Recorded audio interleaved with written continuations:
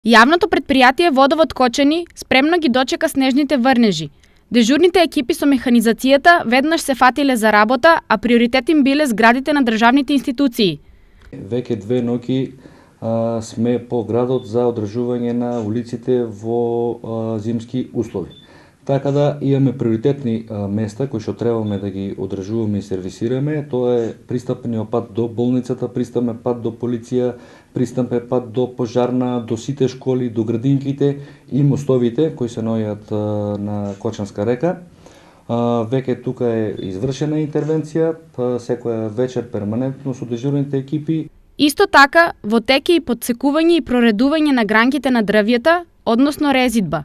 Исто така сакам да напоменам дека покрај тековните активности на водовод кои што ги имаме во делот на градско зеленило вршиме од овој период од годината се врши резидба на стари и исушени дотраени дрвја и гранки.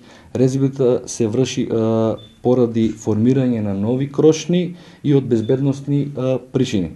Така да веќе досега извршивме резидба на делот од улицата Маршал Тито, од потегот од поштата до мостот кај шопинг центарот. Во следен период не очекува резидба и во самиот трговски центар и на улицата Димитар Влахов. Паралелно со чистење на улиците, јавното предпријатие Водовод ги чисти и тротоарите, се фрла и доволна количина на песок и сол со цел справување со најавените минусни температури кои ќе се задржат до крајот на неделата.